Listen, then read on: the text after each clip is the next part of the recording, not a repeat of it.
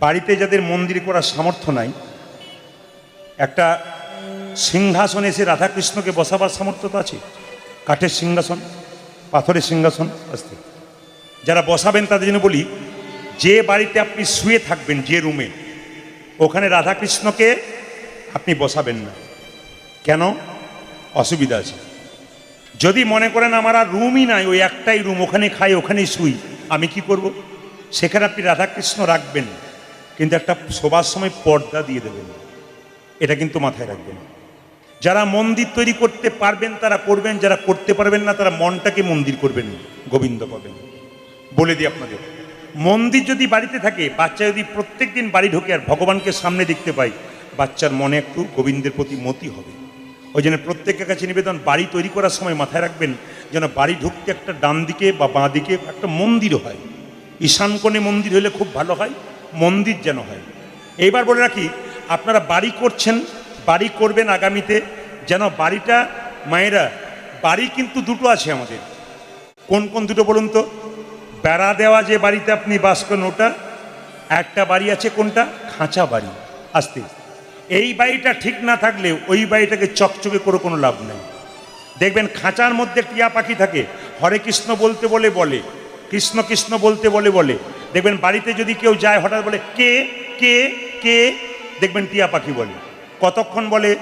ছোলার দানা যত দেবেন টিয়া পাখির আনন্দ তত হবে, খাবে আর খাঁচাতে ভালো থাকবে। খাঁচা আপনি নতুন কিনেছেন, টিয়া পাখিকে খাবার দেন নাই, ও নতুন খাঁচার দাম নাই। টিয়া পাখিকে খাবার দেবেন, খাঁচা ভাঙা থাকতে পারে, টিয়া পাখি লাফাবে। আপনার এই খাঁচা যতই পুরনো হোক, যদি টিয়া পাখিটাকে, আত্মা নামক টিয়া পাখিটাকে হরিনাম নামক ছোলার দানা দিতে পারেন, দেখবেন আপনার দেহ খাঁচাটা সুন্দর থেকে সুন্দর। এই জন্য বলে রাখি মা, যত কৃষ্ণ নাম করবেন তত পাপ দূর হবে। কৃষ্ণ সূর্য সম, মায়া অন্ধকার। যেখানে কৃষ্ণ নাম সেখানে নাই মায়ার অধিকার। এই জন্য আপনারা যারা কীর্তন শুনতে এসছেন, বাড়ি যখন করবেন, একটু ছোট্ট করে বলি, বাড়ি তৈরি করার নিয়ম, এটা খনা বললেন, খনার বচন কি বলছে? দক্ষিণ দুয়ারি ঘরের রাজা, দক্ষিণ দুয়ারি ঘরের রাজা, পূব দুয়ারি তার প্রজা।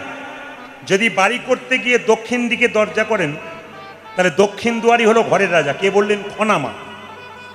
আর পূব দুয়ারি তার প্রজা, পূব দিক হলে অসুবিধা নেই। বলছে পশ্চিম দুয়ারির মুখে ছায়া। পশ্চিম দিকে দরজা করলে যত ঝড়ঝঞ্ঝা সব আপনাকে মেটাতে হবে। আর উত্তর দুয়ারির খাজনা নাই, মানে উত্তর দিকে দরজা করলে অভাব লেগে থাকে। আমার কথা নয়, খনা মা বলেছেন, খনার বচন। কিছু কিছু নিয়ম মেনে আমাদের বাড়ি তৈরি করতে হয়। বাড়ির ঈশান কোণে বাথরুম পায়খানা করতে নেই, জ্যোতিষশাস্ত্র বলল। যখন বাড়ি তৈরি করবেন খুব মাথায় রাখবেন, কোনো জ্যোতিষকে দিয়ে জায়গাটাকে দেখিয়ে তারপর বাড়িটা তৈরি করবেন, বাড়ি সুন্দর হয়। শাস্ত্র নিয়ম বলে দেয়, জ্যোতিষশাস্ত্র নিয়ম বলে দেয়, ভালো জ্যোতিষকে ডেকে আপনি দেখাবেন। ঈশান কোণে ঠাকুর ঘর হবে, অগ্নি কোণে রান্নাঘর হবে, আর ঈশান কোণে আপনার বাথরুম ঘর হবে না। ঈশান ঘরে যদি বাথরুম ঘর পায়খানা ঘর হয়, তবে 1 থেকে 2 বছরের মধ্যে তাদের বাড়িতে একজন আত্মহত্যা করে মারা যায়, কিংবা অশান্তি লেগেই থাকে। এই জন্য আপনাদের কাছে নিবেদন রইল, শাস্ত্র মেনে বাড়ি করতে হবে, আপনার জীবন সুন্দর হবে।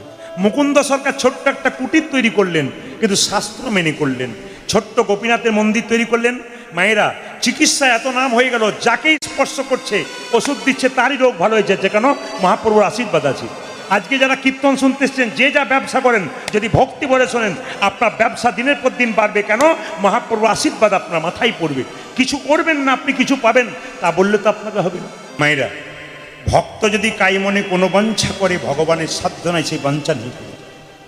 একদিন বললে হবে না, মন্দিরে গিয়ে একই কথা বারবার প্রত্যেক দিন বলুন, ভগবান আপনার ইচ্ছা পূর্ণ করুন। আমি এখানে দাঁড়িয়ে বললাম, এইদিকে মন্দিরে গিয়ে একই কথা বারবার প্রতিদিন বলুন, 1 বছরের মধ্যে দেখবেন আপনার ইচ্ছা পূর্ণ হয়ে গেছে। এই হচ্ছে ভগবানের কৃপা। আপনি বলবেন কিছুই করব না আর পেয়ে যাব, তা বললে তো হবে না। যে ছেলে সারা বছর পড়াশোনা করলো না, 2 দিন পড়াশোনা করে ফার্স্ট হবে বললে হবে? যে যা কাজ করুন, যে যা ব্যবসা করুন, সকালবেলায় ঘুম থেকে উঠে ভগবানকে পুজো করুন, কিংবা স্নান করে ভগবানের পুজো করে আশীর্বাদ নিন, তারপর কাজ শুরু করুন, আপনার জীবন সুন্দর হবে। আমি অ্যাপেলো চেন্নাই গিয়েছিলাম, বড় বড় ডাক্তারদের টেবিলে দেখবেন কৃষ্ণের ছবি আছে, যীশু খ্রিস্টের ছবি আছে। যে যে ধর্মের ডাক্তার সেই ধর্মের ভগবান তাদের টেবিলে নামানো আছে। লজ্জা লাগা উচিত আমাদের। আমরা যারা একটু শিক্ষিত হয়ে হরিনাম শুনি না, লজ্জা লাগা উচিত আমাদের। একটু MA পাস করার পর আমরা হাত তুলতে লজ্জা করি। অ্যাপেলো চেন্নাই চলে যাবেন, দেখে নেবেন টেবিলগুলোর দিকে তাকাবেন ডাক্তারবাবুদের। লন্ডন ফেরত, আমেরিকা ফেরত এত বড় বড় ডাক্তারগুলো টেবিলে কৃষ্ণের ছবি রেখেছে, বাতাসা দিয়েছে, তুলসী পত্র দিয়েছে। চমকে যাবেন ওরা কি করলো। আর আপনি সামান্য MA পাস করে একটু চাকরি করে ভাবলেন আপনি রাজা হয়ে গেছেন, হাত তুলতে আপনার লজ্জা হয়ে গেল। স্যার আইজ্যাক নিউটন এত বড় বিজ্ঞানী, তিনি ভগবানকে বিশ্বাস করতেন। অবাক হয়ে যাবেন, আইনস্টাইন বিখ্যাত বিজ্ঞানী চিরকাল নিরামিষ খেতেন, ভগবানের ভজনা করতেন। বড় বড় বিজ্ঞানীরা করলো, বড় বড় দেখবেন খুব বড় বড় মানুষ যারা হয়েছে তারা ঈশ্বরকে ভজন করে, ঈশ্বরকে বিশ্বাস করে। আর খুব দেখবেন গরিব যারা সাধারণ মানুষ তারা দেখবেন ভগবানকে বিশ্বাস করে। আর মাঝামাঝি যারা আছে, কোন দিকে যাব, এই দিকে না ওই দিক, এই ভাবতে ভাবতেই নিতাই এই মাঝামাঝি দলের পার্টি যদি আপনি হন, আপনার কোনো দিকেই ঠাঁই হবে না, দু নৌকাই পা হয়ে যাবে। আপনার কারা কারা তিলক নেন প্রত্যেক দিন একটু হাত তুলুন তো। তিলক যারা নেন, বাহ খুশি। যারা তুলতে পারলেন না, লজ্জার কোনো ব্যাপার নাই, তিলক আপনার নেবেন। বিশেষ বিশেষ দিনে নেবেন, যদি সব দিন না নিতে পারেন। তবে আপনাদের এই এলাকাতে হয়, এটা হাওড়া জেলা পড়ছে নাকি? বেশ, আপনাদের হাওড়া জেলা তো হয় কিনা জানি না, আমাদের ওদিকে কোনো মেয়ে যদি তিলক আর মালা নেয় তার অবস্থা খুব খারাপ হয়। আমাদের পাড়ার একটা মেয়ে তিলক মালা নিয়েছে, 25 বছর বয়স। তখন পাড়ার 4-5টা মেয়ে বরাবরই করছে, বাবারে হারাধনের বই কি ঢং দিদি, যত মালা তিলক করেছে ভাবছে ভগবান বোধহয় ঘরে প্রথম আসবে গো। না না, এগুলো হাসির ব্যাপার না, এগুলো লজ্জার ব্যাপার। হিন্দুদের লজ্জার ব্যাপার এগুলো, সনাতন ধর্মের মানুষের লজ্জার ব্যাপার। আপনি নিতে পারবেন না, নেবেন না, কিন্তু যে নেবে তাকে উৎসাহিত করবেন, তাকে বাধা দেবেন না। বাধা দিলে আপনি আরো পাপের ভাগী হচ্ছেন। আর যদি বলেন দিদি আমি করতে পারি নাই, তুমি করো, তোমার দেখে যদি কোনোদিন করতে পারি, এই মান্যতা থাকলে আপনার সংসার আশীর্বাদ হবে, একদিন আপনি করতে পারবেন। অন্যান্য ধর্মের মানুষ পেরিয়ে গেলে রাস্তা দিয়ে, তারা ধর্মের মানুষকে দেখবেন সম্মান দেয়। আর আমাদের সাধুগুরু বৈষ্ণব রাস্তা দিয়ে পেরিয়ে গেলে ঝোলা টেনে দেয়, সিকি ধরে টেনে দেয়। এর চাইতে লজ্জার কোথায়? সনাতন ধর্ম টিকবে কি করে? মায়েরা লক্ষ্য করুন, দেখবেন হিন্দু সনাতন ধর্মের কিছু মানুষ আছে, দেখবেন যেখানে মন্দির, মদের বোতলটা দেখবেন মন্দিরের পেছনেই পড়ে থাকে। লজ্জার ব্যাপার। আমরা কোন জায়গায় পৌঁছাচ্ছি? আপনাদের কাছে একটা বার্তা রইল, যে যেখানে বসে আছেন মন দিয়ে শুনুন। আগামী দুর্গাপূজা আসছে না? জোরে বলবেন হ্যাঁ না না। এই দুর্গাপুজোতে আপনাদের কাছে একটা বার্তা আছে, ইউটিউবের মাধ্যমে সবাই শুনবে, মন দিয়ে শুনুন। মায়েরা, দাদা ভাইয়েরা মাথায় রাখবেন, মন্দিরে কোনো মা অশ্লীল পোশাক পরে যাবেন না। মন্দিরে কোনো মা তার মেয়েকে নিয়ে অশ্লীল পোশাক পরে যাবেন না। কারণ মা দুর্গা যে পোশাক পরেছে, আপনি যে অশ্লীল পোশাক পরেছেন, আপনি মাকে সম্মান জানাতে যাচ্ছেন না মাকে অপমান করছেন? ভালো করে বুঝবার চেষ্টা করবেন। মা কি কাপড় পরে এসেছে আর তুমি কি করছো? নতুন কাপড় পরবে, নতুন ডিজাইনের পরবে, কিন্তু এমন কিছু অশ্লীল কাপড় পরবে না, এমন কিছু অশ্লীল জামা কাপড় পরবে না যার জন্যে কামাতুর ব্যক্তি আপনার দিকে লোভের চোখ দিয়ে আপনি তার কামনার বলি না হয়ে যান। এতে সমাজ নষ্ট হবে, সংসার নষ্ট হবে, আপনি অশান্তিতে ভুগবেন। তার চাইতে আপনার জন্য যদি আরও 5টা ছেলে মেয়ে দেখে ভাবে এরকম পোশাক আমাদেরও পরা দরকার, আপনি সমাজটাকে নষ্ট করছেন, আপনি পাপের ভাগী হচ্ছেন। এই পোশাক আপনারা বর্জন করবেন, বারবার নিবেদন রইল। 2, মনে রাখবেন, মন্দিরে মন্দিরে যেমন ধূপের সেন্ট দিয়ে দেয়, মন্দিরে ঢুকলে মনে হয় কি প্যান্ডেলের ভেতরে ঢুকলে মা এসেছেন, কি আনন্দ। সেরকম বক্সটা এমনভাবে কমিটির ছেলেরা বাজাবে।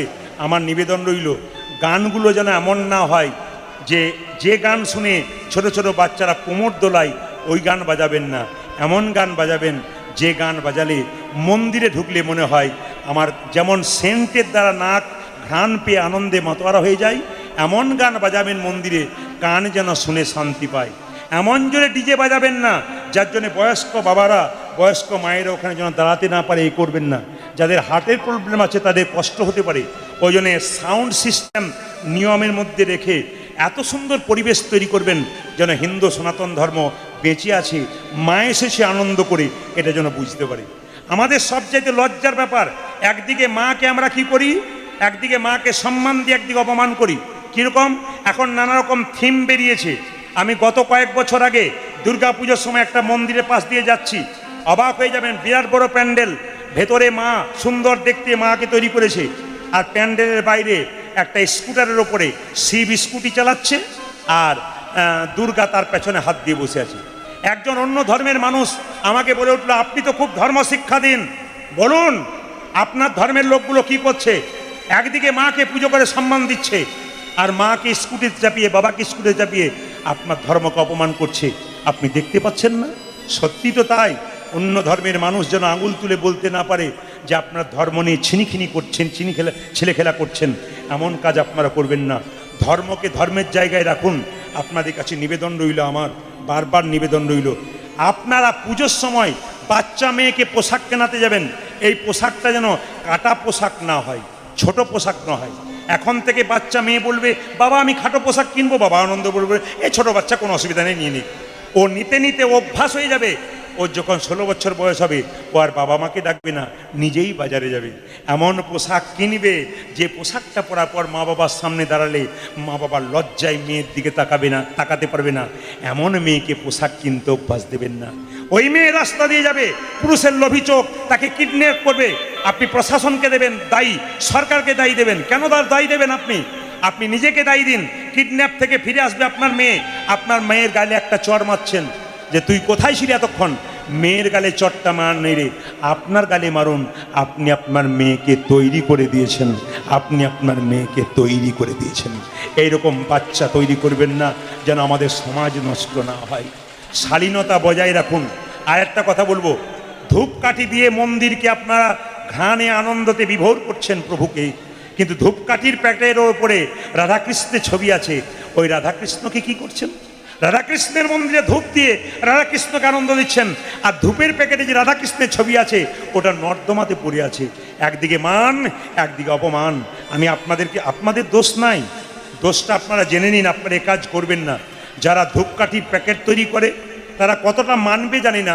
আমার নিবেদন, আপনি ফুল গাছ দিন, অন্য কোনো গাছ দিন, গোলাপ গাছ দিন, অন্য কিছু ছবি দিন, আপনি ভালো ভালো পশু পাখির ছবি দিন, কিন্তু কোনো ভগবানের ছবি দিয়েন না, যেন ভগবানকে অপমান হয়ে যায়। নিতাই গৌর হরি হরি। এই বার্তাগুলো আপনারা মাথায় রাখবেন, আপনাদের জীবন সুন্দর হয়ে যাবে। এতজন কীর্তন শুনছেন, আসতে কেউ দাঁড়িয়ে আছেন, কেউ বসে আছেন, ঘন্টার পর ঘন্টা আমি দেখতে পাচ্ছি স্থির চিত্তে বসে আছেন। শুধু আপনাদের আসরে নয়, প্রতিটি আসরে এরকম মানুষ সুন্দর করে বসে থাকে, শেষ হয়ে যায় তবু বুঝতে পারে না। একটা বাচ্চা ছেলে ছুটে এলো, কবিরাজ আমার বাবার খুব পেটে যন্ত্রণা, তুমি চিকিৎসা করতে যাবে। কবিরাজ বললো, আমি তো পুজো করবার কোনো ব্রাহ্মণ রাখিনি, আমি পুজো করবো তারপর যাব। ছোট্ট ছেলে বলল, আগে জীব সেবা তারপর শিব সেবা। কবিরাজের মন চমকে উঠলো, বাহ তুই এত সুন্দর শিক্ষা দিলি, তোর কার কি হয়েছে? আমার বাবার খুব পেটে যন্ত্রণা, আমার মা নাই পৃথিবীতে, আমার মা আমাকে জন্ম দিয়ে মরে গেছে, বাবা ছাড়া পৃথিবীতে কেউ নাই, বাবা মরে গেলে আমি অনাথ হয়ে যাব। যে যেখানে বসে আছে, শুধু কীর্তন শুনলে হবে না, কিছু জেনে যেতে হবে। আস্তে বসুন, বসুন, বাচ্চাকে নিয়ে বসুন। বলছি শুধু কীর্তন শুনলে হবে না, জেনে যেতে হবে। পাথরের মূর্তির সামনে গিয়ে 3 বার ধূপ দিচ্ছি, প্রসাদ দিচ্ছি, প্রভু খাও, প্রভু খাও, প্রভু খাও, এটা করবেন। বাড়িতে দুটো জীবন্ত বাবা মা বেঁচে আছে, ওরা খাবার জন্য বসে আছে। মন্দিরে যাবার আগে ওদেরকে জিজ্ঞেস করে যাবে, বাবা তুমি খেয়েছ তো, মা তুমি খেয়েছ তো। আস্তে, পাথরের মূর্তিকে আপনি পুজো করছেন, অবশ্যই করবেন, কিন্তু যে মা তোমার বুকটাতে পাথর নিয়ে বাচ্চাকে গর্ভে 10 মাস 10 দিন রেখে পৃথিবীর আলো দেখালো, তার সেবা করেছ? আগে তার সেবা করো, নইলে কৃষ্ণ সেবা করে কোনো লাভ নাই। তারকেশ্বর মন্দিরে জল ঢালতে যাচ্ছে, দলের পর দল, দলের পর দল, মঙ্গল করুক, ভালো, এ দেখতে ভালো, হিন্দু সনাতন ধর্ম যে এগিয়ে যাচ্ছে তার দিনের পর দিন আমাদের কম বয়সের ছেলের মধ্যে করবে, অবশ্যই করবে, আমি খুব সমর্থন করি। কিন্তু সেই ছেলেগুলোর কাছে একটা প্রশ্ন রেখে যাব, 10 কিলোমিটার হেঁটে শিবলিঙ্গে জল দিতে গেলে গরমকালে তোমার বাবা কাজ থেকে ফিরে এসে গরমে যখন বসেছিল এক গ্লাস ঠান্ডা জল তার হাতে তুলে দিয়েছিল? বৃদ্ধ বাবাকে ডেকে বলতে পেরেছিলে তো, বাবা স্নান করে নেবে, তোমার মাথায় একটু জল দিয়ে দিয়েছ? জীবন্ত বাবা মা জল পেল না, আর শিবলিঙ্গে গিয়ে জল ঢালছেন। বাবা শিব বলতে চাইছে 10 কিলোমিটার হেঁটে এলি আর গেলি, বেকার হয়ে গেল তোর। আগে তোর জীবন্ত বাবা মাকে জল দে, তারপর আমার কাছে। এই জন্য কীর্তন শুনতে আসে, কীর্তন শুনলে মাতাল সাধু হয়ে যায়। কীর্তন শুনলে এদিকে এদিকে এদিকে, কীর্তন শুনলে চোর সাধু হয়ে যায়। আপনারা কীর্তন শুনছেন মন দিয়ে, শুধু একটা কথা বলবো, রক্ত গরমের অহংকারে কম বয়সে ভেবো না বৃদ্ধ বৃদ্ধাকে কষ্ট দেবো। একদিন তোমারও এই বয়স হবে, সেই দিন তোমার ছেলে যখন তোমাকে ঘাত ধরে বের করবে, সেই দিন বুঝতে পারবে তুমি 16 আনা গোটাটাই নিতাই গৌর হরি বলে করে দিবে। তুমি ভাবছো আমি ঠকাচ্ছি একজনকে, আপনি ঠকাচ্ছেন না, আপনি ঠকছেন। মায়েরা, মায়ের মতো আপন কেউ হয় না, কেউ হয় না। রাত্রিবেলায় কীর্তন শুনে বাড়ি যাবেন, বাড়ির সবাই ঘুমোবে, একজন দরজায় বসে থাকবে, খোকা খোকা এলো কিনা বলি, ইনি হলেন মা। একজন মায়ের মতো আপন কেউ হয় না, মায়ের মতো আপন কেউ হয় না। মায়ের গর্ভে যখন বাচ্চা থাকে, মা হসপিটালে ভর্তি হয়ে থাকে, ডাক্তারবাবু বলে মায়ের বাঁচবার আশা নেই, ছেলে বাঁচতে পারে। মা তখন মৃত্যুর সঙ্গে লড়াই করে বলে, ডাক্তারবাবু আমি মরে যাই, মরে যাব, মৃত্যুর আগে যেন আমার খোকাকে দেখে মরতে পারি। এত বড় কথা পৃথিবীতে মা ছাড়া কেউ বলতে পারে না, কেউ বুঝতে পারে না। মায়ের মতো আপন কে হয় না, মায়ের মতো আপন আপন কে হয় না। অনেক ছেলে বড় হয়ে বাবা মাকে বলেছে, তুমি আমাকে দিয়েছ কি, তুমি আমাকে কি দিয়েছ? ওরে তুই যে জন্ম পেয়ে শক্তিতে ক্ষমতাতে বলছিস আমাকে কি দিয়েছ, ওই ক্ষমতাটা তোর মা বাবা তোকে দিয়েছে। হরে কৃষ্ণ। আবার চিৎকার করে বলছে, তুমি দিয়েছ কি? যে মুখে তুমি হরিনাম করছো, আবার যে মুখে গাল দিচ্ছ, ওই মুখটাতে তোমার মা না খেয়ে তোমার মুখে তুলে দিয়েছে, এরই নাম হলো মা। বাড়িতে রান্না হয়, সবাই খেয়ে চলে যায়, মায়ের পাতার দিকে কেউ তাকায় না। তুমি তো সবাইকে দিলে মা, তোমার কই? ভাইয়ে ভাইয়ে মাছের পিস ছোট বড় হলে মায়ের ওপর রাগ করে, কিন্তু মা কিছু না পেলেও কাউকে বলে না, খোকা তোরা খেয়ে গেলি, আজ আমি পাই। এই সমস্ত জননীদেরকে সম্মান দিন। আমাদের হিন্দু সনাতন ধর্মে যত হরিবাসর আছেন সবগুলোর দিকে তাকাবেন, পুরুষের চাইতে মায়েদের সংখ্যা বেশি। আমাদের মারাই কিন্তু ধর্মটাকে ধরে রাখতে পেরেছে। প্রত্যেকটি আসরে মায়ের সংখ্যা বেশি, প্রত্যেকটি আসরে। কেন বলুন তো? মারা একমাত্র পেরেছে আমাদের ধর্মটাকে ধরে রাখতে। এদেরকে সম্মান দিন। প্রত্যেকটি পুরুষ মানুষের কাছে বলবো, আপনার মাকে যেমন সম্মান দেবেন, আপনার স্ত্রীকে তেমনি সম্মান দেবেন, সমান দেবেন, কম বেশি না। কেন বলুন তো? একজন নিজের কর্ম করে, কষ্ট করে, যন্ত্রণা সহ্য করে পৃথিবীর আলো দেখিয়েছে, আর একজন মা বাবা আত্মীয় স্বজনকে ছেড়ে তোমার পাশে এসে দাঁড়িয়েছে। এই দুজনকে সম্মান করো। ওই জন্য মায়েদেরকে বলবো, মা আপনি মরে যাবেন, দুদিন পরে চলে যাবেন, কি নিয়ে যাবেন? যাবার সময় ভালো ব্যবহারটা করে যান। বৃদ্ধার কর্ম করলে আশীর্বাদ পাওয়া যায়। আপনি পারবেন না, সমর্থন করুন, বাধা দেবেন না, দেখবেন আপনি আশীর্বাদ পেয়ে যাবেন।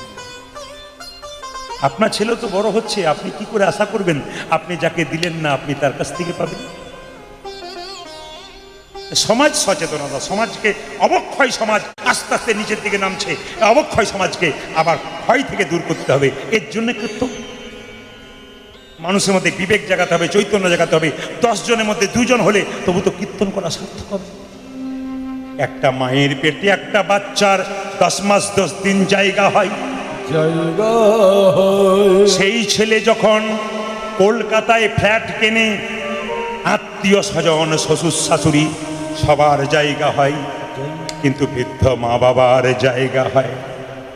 কি করলে তুমি টাকা রোজগার করে, যার জন্য পৃথিবীতে এলে তুমি, তাকে তুমি অস্বীকার করে অন্যকে স্বীকার করলে, তাকে তুমি কিছু দিলে না, আশীর্বাদ পাবে না, অভিশাপে লিপ্ত হয়ে যাবে। এই জন্য সমাজ অবক্ষয়ের দিকে যাচ্ছে। আমরা আসল জায়গাটা ঠিক ধরতে পারছি না।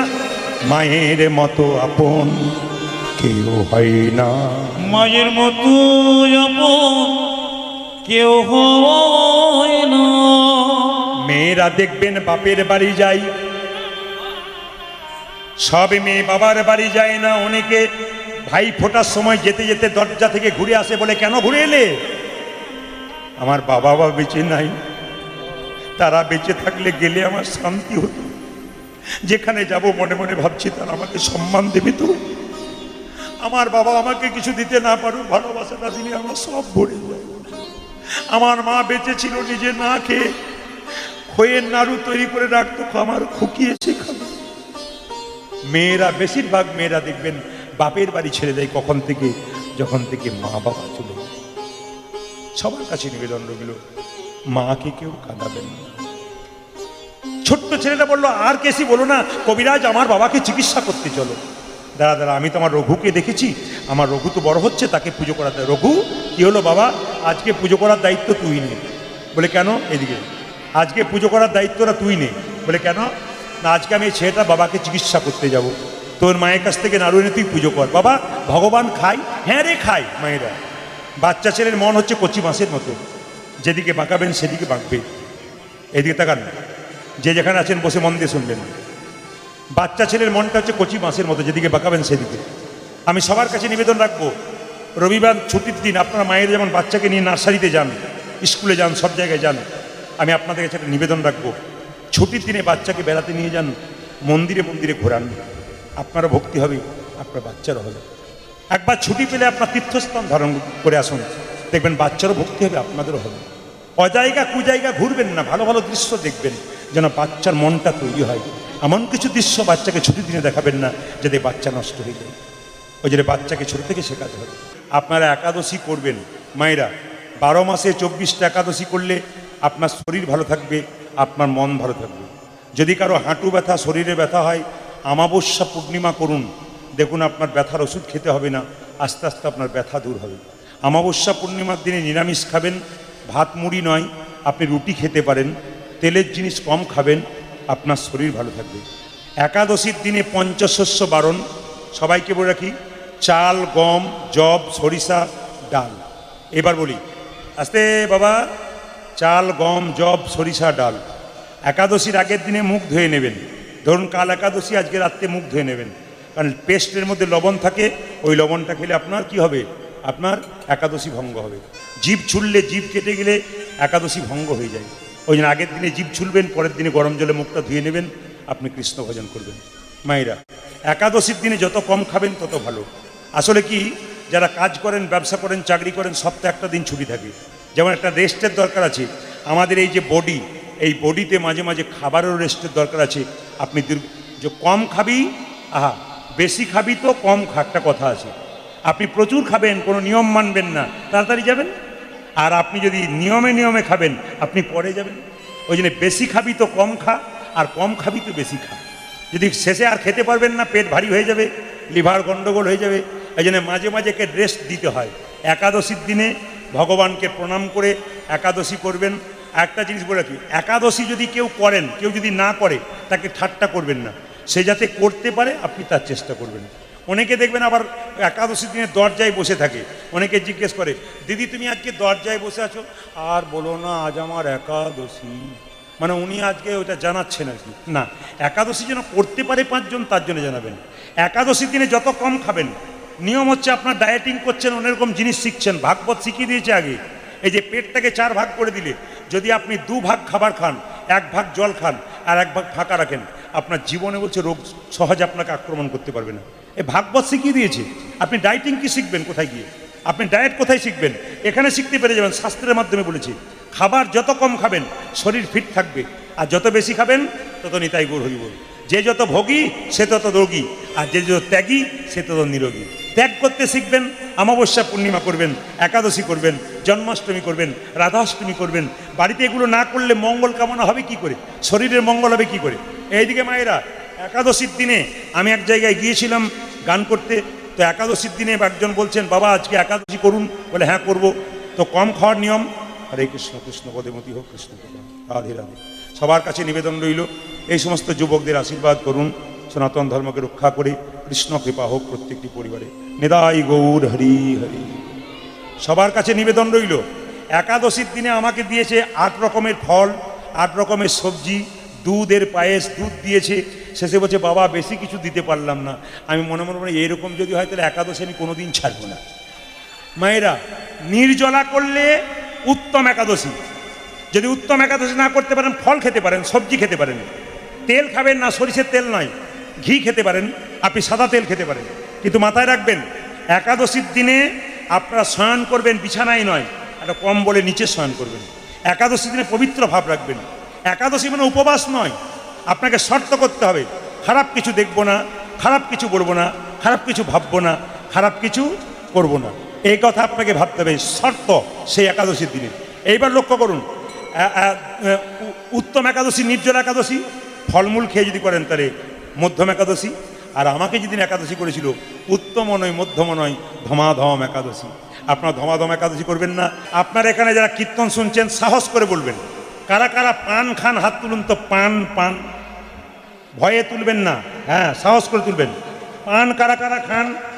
বেশ, হাত নামান। আচ্ছা, এইবার কিন্তু বলে রাখি, আপনারা কত কীর্তন শোনেন আর আপনার বাচ্চা কত বোঝে শুনে রাখুন। আপনি টিভিতে এমন সিরিয়াল দেখবেন না যেন আপনার বাচ্চাকে কোলে নিয়ে, অশ্লীল সিরিয়াল দেখবেন না। আপনাদের কাছে বলে দিই, দেখুন বাচ্চারা কত আপনাদের সামনে রিয়াক্ট করে, আপনাদের আগে দেখবেন, প্রমাণ দেখবেন। আপনারা কেউ বলবেন না, আপনারা সবাই জানেন। কয়েকটা বাচ্চাকে প্রশ্ন করো, 2টো বাচ্চা, ওখানে 3-4টা বাচ্চা বসে আছে, এখানে 2টো বাচ্চা বসে আছে, 3-4টে। আচ্ছা, বাচ্চাগুলোর কাছে আমার প্রশ্ন, আচ্ছা বলতো তোরা, বিয়ের সময় দেখবি ছেলে যখন বিয়ে করতে যায় তখন মেয়ের চোখে একটা কি ঢাকা থাকে? দেখেছেন কেমন পার্টি তৈরি হয়ে বসে আছে? মানে আপনারা ভাবেন, লক্ষ্য করেন না, কত লক্ষ্য বুঝতে পারছেন? কি সুন্দর বলছে। একজন তো দাঁড়াতে গেছিল, পান পাতা বলি। এ শুধু আপনাদের আসরে, সব আসরে। আচ্ছা মায়েরা, কেউ বলতে পারবেন যাদের বিয়ে হয়েছে পান ঢাকা দেওয়া হয় কেন? বলে বিয়ে হয়ে গেল কি করে জানবো পান ঢাকা দেওয়া হয়? অত যদি জানতাম তাহলে আপনাকে ডাকতাম কেন? মায়েরা পান ঢাকা দেন কেন বলুন তো? আসলে মেয়েটি পান ঢাকা দেয় কেন? পান হলো যোগমায়া। মানে মেয়েটি পানটা সরিয়ে স্বামীর মুখ দেখবে আর মায়ার যোগ হবে। এই কথাটি একটি আসরে বসেছি, বলেছি। এক কাকাবাবুর বাড়িতে বাসা, উনি বলছে, বাবা প্রদীপ, তুমি যে বললে পান ঢাকা দিলে মায়া হয়, আমার 3টে বউ 3টে ছেলে মায়ায় নাই খালি ঝগড়া করে করে বেড়াচ্ছে। বললাম কি করে মায়া থাকবে কাকা বাবু, পান ঢাকা দেবার আগে কতবার রাস্তাতে দেখা হয়ে যাচ্ছে, ওই জন্যে আর মায়া নাই। না না, পানের জন্ম কোথা থেকে শুনলে চমকে যাবেন, অমৃতের সন্তান পান। যখন সমুদ্র থেকে অমৃত উঠেছিল, স্বর্গ দেবতা এবং অসুরদের মধ্যে অমৃত নিয়ে মারামারি হচ্ছিল, এক ফোঁটা অমৃত মাটিতে পড়েছিল, তার থেকে পান গাছের সৃষ্টি হয়েছে। শুধু পান যদি কেউ খায় শরীরে অমৃতের মতো কাজ হয়। আর পানের সঙ্গে যখন মশলা খাবেন আপনি তখন নিতাই হরিবর হয়ে যাবেন। পান খেতে খেতে, মশলা নানা রকম রঙিন জিনিস খেতে খেতে আপনার দাঁতগুলো কেমন হয় বলুন তো?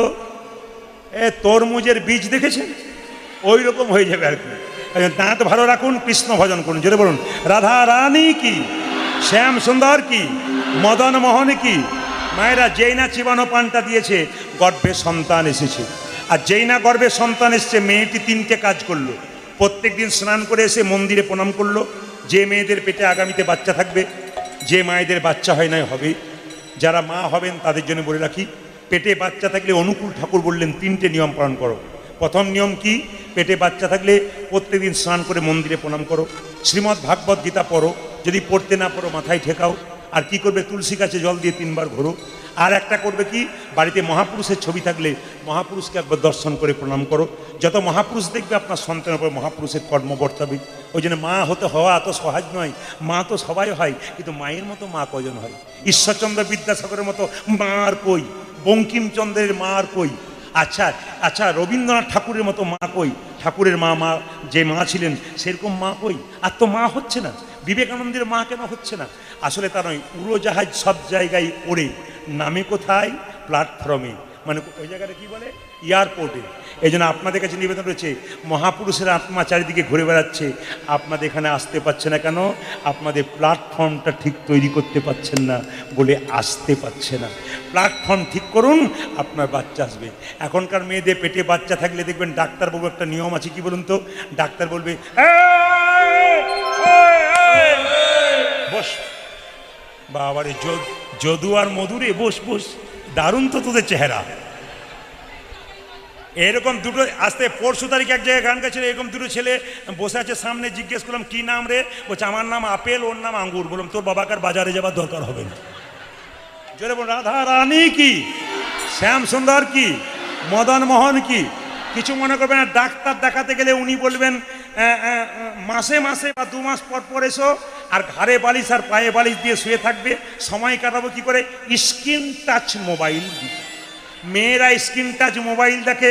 আর ছেলে জন্ম নেবার পরে মা বলে বাবারে কি ছেলের জন্ম দিলাম দাদা, খালি এদিক ওদিক তাকাচ্ছে, কি যেন খুঁজে বেড়াচ্ছে। কিছু খোঁজে না, স্ক্রিন টাচ মোবাইল খুঁজে বেড়াচ্ছে। আপনি যেমন বাচ্চা যেমন করবেন আপনার বাচ্চা সেরকম হবে। প্রত্যেক দিন আপনারা কিচিরমিচির লাগিয়ে রেখেছেন, কিন্তু হরিবাসরে এসে যদি আবার সেই কিচিরমিচির আরম্ভ করেন তো সারা বছর আপনাদের এটার বন্ধ হবে না। এই হরি নামের জায়গাটা হচ্ছে শান্তির জায়গা। এখানে যে ভক্তি ভরে শান্তি ভরে বসতে পারে সারা বছর তার শান্তিতে কাটে। কারণ আপনারা যার সামনে কীর্তন শুনতে এসছেন তিনি হলেন মা কৌশিকী। মা দুর্গার শরীরের কোষ থেকে মা কৌশিকী জন্ম নিয়ে অসুরকে বধ করেছিল। আজকে আপনারা মন দিয়ে হরিবাসরে বসলে আপনাদের সংসারে যে অশুভ শক্তিগুলো আছে মায়ের সামনে বসে কীর্তন শুনে প্রতিজ্ঞা করলে, মায়ের কাছে প্রার্থনা করলে আপনাদের জীবনের যত অশুভ শক্তি আছে নিতাই গৌর হরি বল বলে তা দূর হবে। যাদের বাচ্চারা গন্ডগোল করছে তাদের মায়েদেরকে বলবো, আপনার বাচ্চাকে সামলানোর দায়িত্ব কিন্তু আপনার। কারণ কীর্তন হরিবাসরে আপনার বাচ্চাকে আপনি বসাবেন, কিন্তু আপনি এমন কিছু করবেন না যার জন্য আপনার বাচ্চার জন্য পাশের জনের কীর্তন শুনতে অসুবিধা হয়। সঞ্জীব বাবু এবং তার সহযোগীরা আজকে যে হরিবাসরের আয়োজন করেছে আপনাদের এই জায়গায়, জয়পুর না জায়গাটা, আচ্ছা, এসে খুশি হলাম আপনাদের এই পরিবেশ দেখে। কিন্তু একটা নিবেদন রইল, কীর্তন চলাকালীন কেউ কারো কানের সামনে গিয়ে কোনো গল্প করবেন না। রাজা দশরথ যুদ্ধ থেকে ফিরেছিল, কৈকেয়ী তার সেবা করেছিল। রাম রাজা হবে, কৈকেয়ী মা ফুলের মালা গাঁথছে রামকে পরাবে বলে। পাশ থেকে একটা মেয়ে কানে কানে বলছে, কৈকেয়ী কার জন্যে মালা গাঁথছিস? সঙ্গে সঙ্গে কৈকেয়ী বলল, কেন? রামের জন্য। তাহলে মালা গাঁথছিস কেন? রাম রাজা হবে বলে। মেয়েটি কানের মধ্যে বিষ ঢালছে, রাম রাজা হলো তো তোর কি গেল? কৌশল্যা হবে রাজমাতা, তুই হবি ভিখারিনী। দরকার নেই। রাজা দশরথ যুদ্ধ থেকে ফিরেছিল, তার সেবা করেছিলি। দশরথ দুটো বর দিতে চেয়েছিল, আজকে দুটো বর চেয়ে এনে। এক বরে রামচন্দ্রের 14 বছরের বনবাস, এক বরে পুত্র ভরতের সিংহাসন লাভ। বলুন তো মায়েরা, কানের মধ্যে যে মেয়েটি বিষ ঢাললো ওই মেয়েটার নাম কি? জোরে বলুন। এমনভাবে বলছেন যে আপনাদের পাড়ার লোক বোধ হয়। না না, আপনাদের পাড়া তো মন্থরা আছে, দেখবেন এর কানে ওর সারাদিন কোনো কাজ নেই, খালি এর কানে ওর কানে বিষ ঢালবে।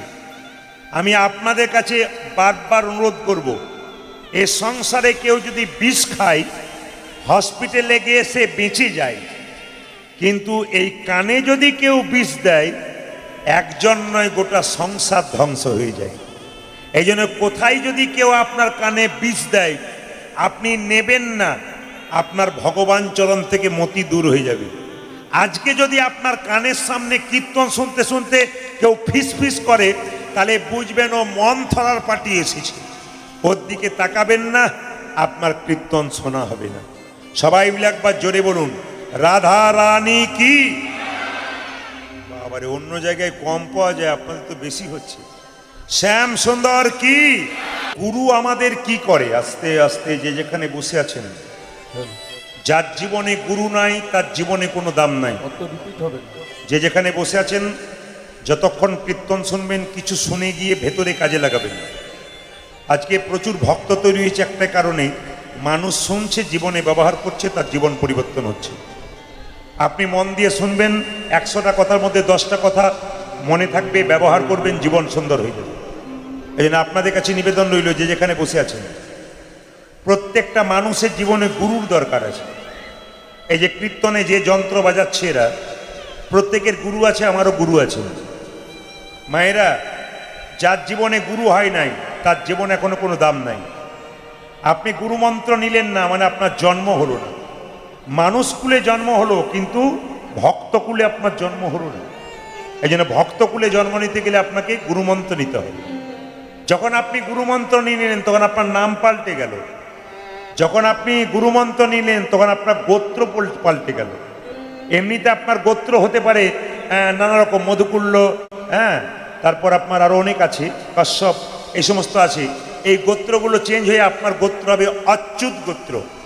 যারা গুরুমন্ত্র নিলেন তাদের গোত্র চেঞ্জ হয়ে গেল, অচ্যুত গোত্র। আর যারা গুরুমন্ত্র নিলেন তাদের নাম পাল্টে গেল। মায়েরা হলে কৃষ্ণদাসী আর বাবারা হয়ে গেল কৃষ্ণদাস। নাম কিন্তু পরিবর্তন হয়ে গেল।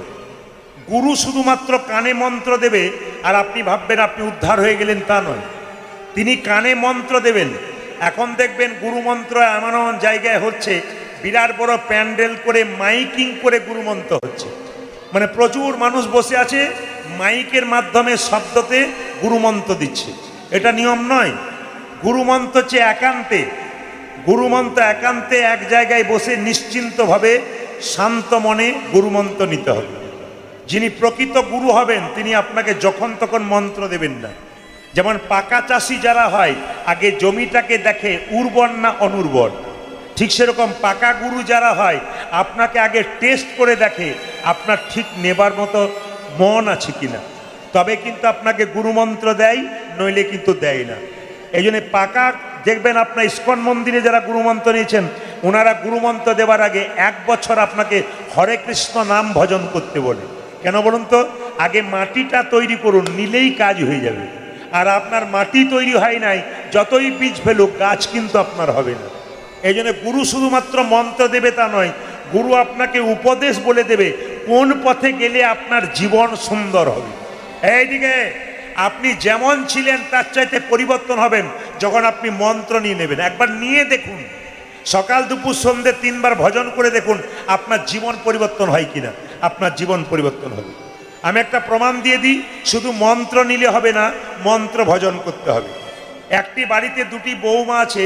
শাশুড়ি মা গুরুদেবকে ডেকে বললেন, বাবা আমাদের সকলের মন্ত্র হয়ে গেছে, বৌমা দুটোর হয় নাই, একটু দিয়ে দাও। তো বাবা এলেন পূর্ণিমার দিনে, এদিকে তাকাবেন, পূর্ণিমার দিনে এলেন গুরুমন্ত্র দেওয়ার জন্যে। তা বড় বউ এসে মাথায় কাপড় নিয়ে উপুর হয়ে প্রণাম করলেন, মানে পঞ্চাঙ্গে প্রণাম করলেন। আর ছোট বউ এলো প্রণাম করলো, কিন্তু গুরু দেখলো এর খুব একটা ভক্তি নাই। তো দেখলো এক কাজ করি, দুটোকেই যাতে তৈরি করা যায় তার জন্য গুরুদেব কিছু ছোলার দানা বড় বউকে কিছু দিল আর ছোট বউকে কিছু দিল। বললো, বড় বৌমা এই ছোলার দানা তোমাকেও দিলাম আর ছোট বৌমাকেও দিলাম, তোমরা যত্ন করে রেখো, আগামী বছর এসে দেখবো যদি তোমরা যত্ন করে রাখতে পেরেছো তাহলে যার যত্ন যত ভালো হবে তাকে গুরুমন্ত্র আগে দেব। বড় বৌমা কি করলো মায়েরা, ওই ছোলার দানাগুলো নিয়ে গিয়ে তুলসী মন্দিরের কাঁচা মাটিতে ছড়িয়ে দিল। আর ছোট বৌমা কি করলো, বাক্সের ভেতরে কাপড়ের পুটলিতে যত্ন করে বেঁধে দিল, আগামী বছর আসবে আবার দেখাবো বলে। কিন্তু গুরু যখন পরের বছর এলেন তখন দুজনেই প্রণাম করলেন, এসে বলল, বড় বৌমা তুমি তোমার ছোলার দানাগুলো নিয়ে এসো, আর ছোট বৌমা তুমি তোমার ছোলার দানাগুলো নিয়ে এসো। ছোট বৌমা যখন বাক্সের ভেতর থেকে কাপড়ের পুটলি থেকে যখন ছোলার দানা বের করতে যাচ্ছে তখন দেখছে এক একটা ছোলার দানাতে 16টা করে জানালা হয়ে গেছে, ছাতু হয়ে গেছে 2-4টা। তার মানে কি, ও ভজন সাধন করে নাই, যেমন ছিল তেমনই রেখে দিয়েছে। আর বড় বৌমা যখন আনছে তখন দেখলো ছোলার দানাগুলো চকচক করছে। জিজ্ঞেস করলো, কি ব্যাপার বড় বৌমা, তোমাকে যে দানা দিয়েছিলাম তার চাইতে সুন্দর কেন? বড় বৌমা বলল, বাবা আপনি যেদিন আমাকে ছোলার দানা দিয়েছিলেন আমি তুলসী তলার কাঁচা মাটিতে ছড়িয়ে দিয়েছিলাম, তার থেকে অঙ্কুর হয়েছে, চারা গাছ হয়েছে, গাছ হয়েছে, ফল ধরেছে, বাড়ির বাচ্চারা খেয়েছে, তারপর আমি যত্ন করে প্রত্যেক দিন নাড়াচাড়া করতাম, এগুলো সব ঠিক আছে তো? এই জন্যে বললো, বড় বৌমা গুরুমন্ত্র নেবার একমাত্র পথিক তুমি, ছোট বৌমা এখনো তৈরি হয় নাই। এই জন্যে মন্ত্র নিলে হবে না, সাধিতে সাধিতে যবে প্রেমাঙ্কুর হবে, সাধু সাধন তত্ত্ব জানিবা সে তবে। ওই জন্য আপনাদের কাছে নিবেদন রইল, শুধু গুরুমন্ত্র নিলে হবে না, আপনাকে দিনের মাথায় 3 বার ভজন করতে হবে।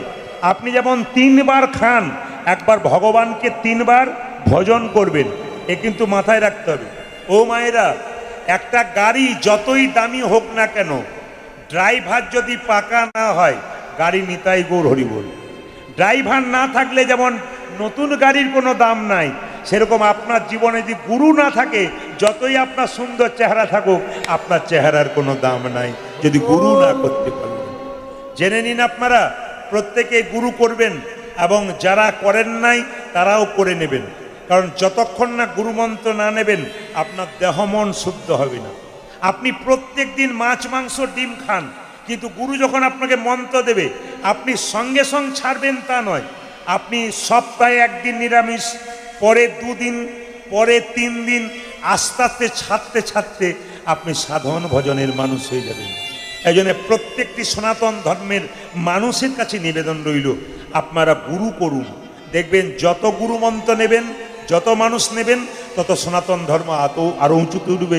মহাপ্রভুর কৃপা আপনাদের উপরে নেতাই গৌর হরি বল বলে বর্ষণ। আজকে মহাপ্রভু বলেছেন, 10এ 5এ সবে মিলে দাঁড়েতে বসিয়া কীর্তন করহ সবে হাতে তালি দিয়া। এইটা আমি প্রত্যেক জায়গাতে পরীক্ষা করে দেখি, আজও আপনাদের এখানে পরীক্ষা করে দেখব কে কেমন তালি দিয়ে কীর্তন করতে পারেন।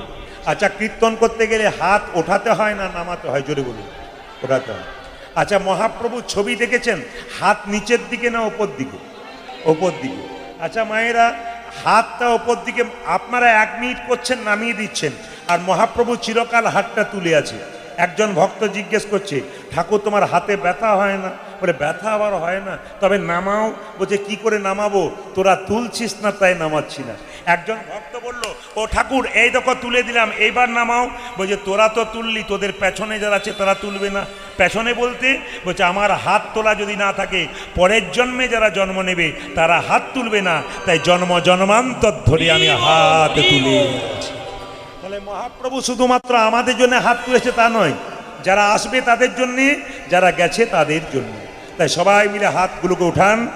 যারা আছে তিনি তুলবেন, যার নাই তার তোলার কোনো দরকার নাই।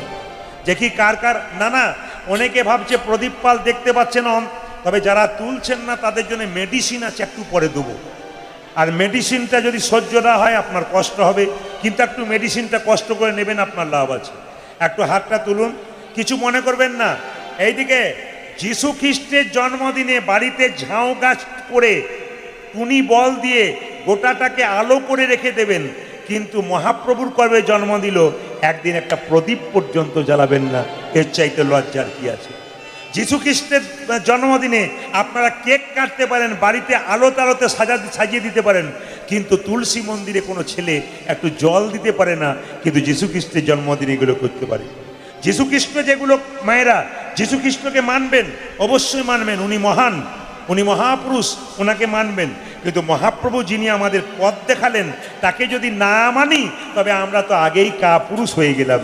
এই জন্যে আপনারা মহাপ্রভুকে ভজন করবেন। সবাই হাত তুলুন।